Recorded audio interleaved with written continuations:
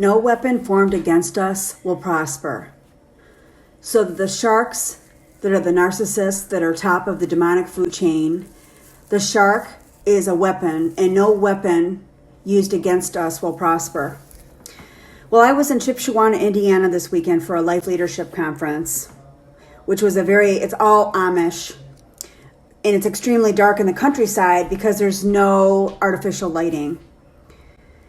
And we were gathered with about 500 people in Indiana, which was probably illegal because of this COVID reality. But I guess I started to realize how I don't really belong with those people. I do belong, but I don't belong. And so now I'm putting on my tin hat of craziness. But I wanted to tell you what happened when I was in the car looking at the sky. Okay, so I was in the car, I was in the back seat this weekend in Indiana, in Amish country, and it was so dark that the stars in the sky were magnificent. So I'm looking up at the stars, and the women in the car are saying, "Oh, that's Pleiades, the seven sisters." And then underneath it, there was a constellation, and God showed me, I saw a pyramid of geometry. You see this octahedron? It's at the very bottom circle in front. I saw the shape. It went from stars to a three-dimensional octahedron. And I realized that when God talks about the second heaven, when God speaks about demonic principalities in the second heaven, they have geometric pyramids and other structures of the abode of the house of the fallen angels. This is their residence. So this is what the domains of the principalities, the demonic fallen angels, this is their domain, their structure. They actually live in geometric, three-dimensional pyramids, much like what you're looking at in the second heaven, which is located in the constellations. So I could see the structures. They were being revealed to me. They're real. That's where their operations rooms are, their war rooms, their generals sit. Well, they talk about the Most High God. That's not where the Most High God sits. But the pagan gods sit, for example, in these octahedrons, or the Merkaba, or the isohedron, or the cube, Metatron. You getting the picture?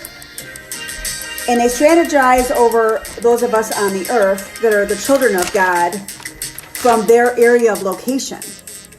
Okay, Matthew 18 through 20 says, "Truly, I say to you, whatever things," and things would be like the demon of suicide, the demon of hate, the demon of unforgiveness, the demon of resentment, the demon of hopelessness, the demon of suicide, the demon of death, you may bind on earth, shall be bound in heaven. So this is where the demonic spirits are bound, in these sacred geometries of the octahedron, the cube, the tetrahedron. That's where you're binding them to. You're not binding them with the third and most high heaven. You're binding them in the second heaven in the constellations, where I saw a structure of a tetrahedron. Okay, so tetrahedrons, pyramids, prisms, and cubes. These geometries are the language of the spirit dimension. Now, stay with me a minute. These are the domain structures within the constellations of the stars that we see at night. Remember when you were a kid and used to do connect the dots? You would connect all the dots and it would create a picture of a whole picture. And that's a house.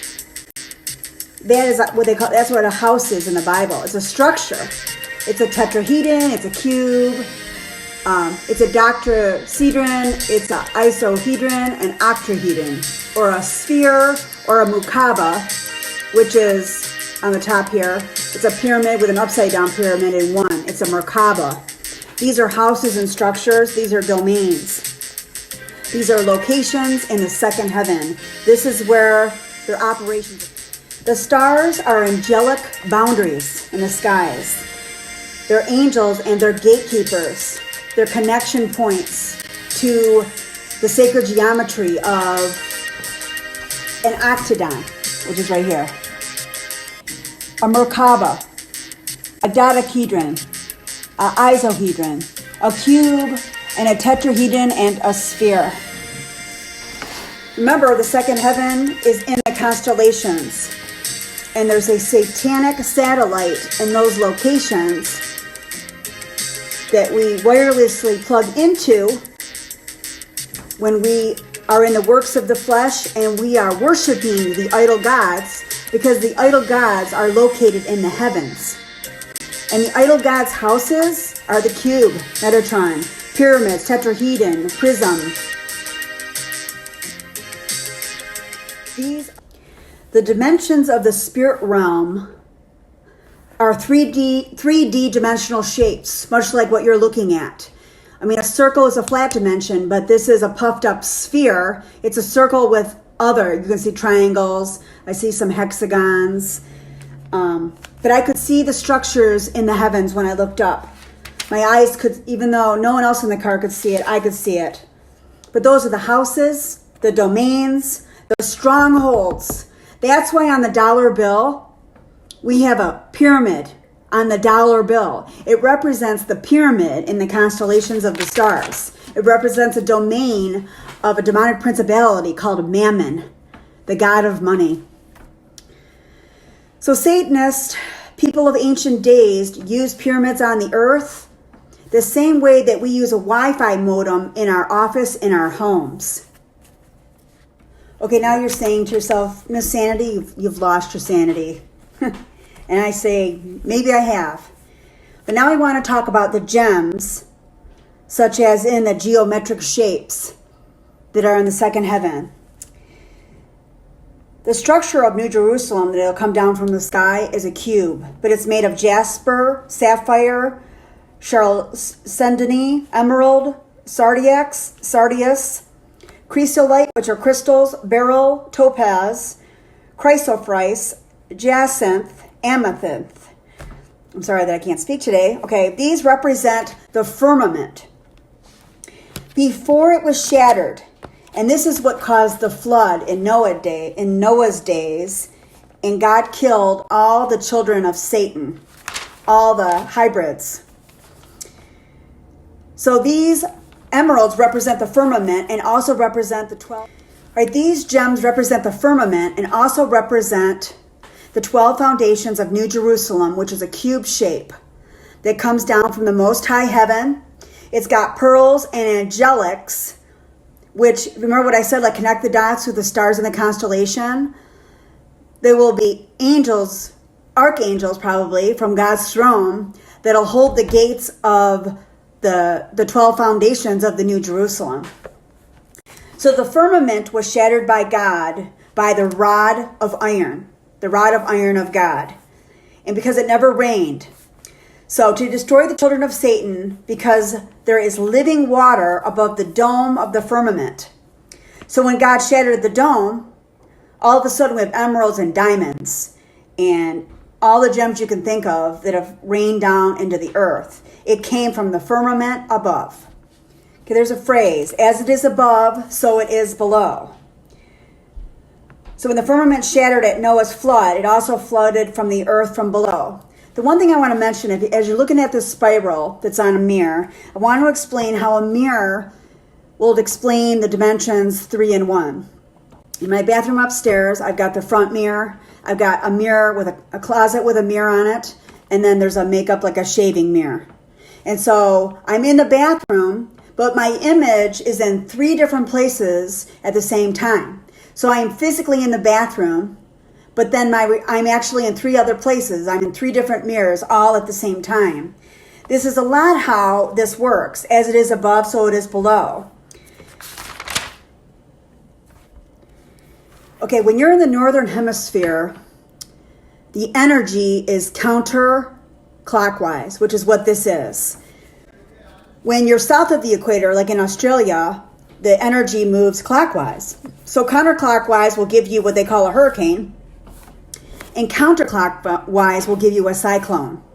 These are the energy fields over the earth because of the magnetic field, because of the pole shift.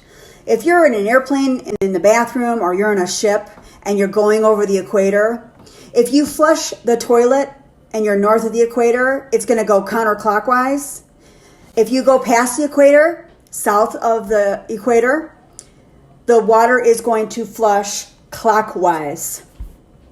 So the energy field moves like a magnetic field, and the torus of the earth sits on a mirror. Okay, this image represents the energy field of the earth. The earth is a torus. It looks like a donut. We're looking at the top of it. So there is an energy field. The top of the donut is going counterclockwise, and it goes down through the bottom of the donut and comes out clockwise and goes back up. So it's like a moving energy. Hell and Hades, the underworld, is located in the center of the donut. You probably heard, when they went into Antarctica, there was a hole there to go into the center of the earth. That's because this image that I'm showing you is what the energy field of the earth is. It's not exactly a sphere, but it looks like a sphere. It's actually an energy field of a torus. So the energy field of the earth moves as a torus forced energy, which is the same as our heart pumping in and pumping out blood. Okay, the energy of the earth looks like a torus, what you're looking at, and it's sitting on a mirror. You can see the mirror I have below it. That's where the phrase comes from, that is why they say, as it is above, so it is below. I don't really understand how it works, but the torus of the earth is sitting on a mirror, and so it looks round, because when you put a half circle on a mirror, it becomes a whole circle, because the mirror is reflecting the southern hemisphere. Now, we all exist, and I have a relative in Australia, so I know they're down there. There's people that live down there. It's not an imaginary location. Australia is real. And this is also why the earth flooded from above when God broke the firmament with a rod of iron, and why it also flooded from below.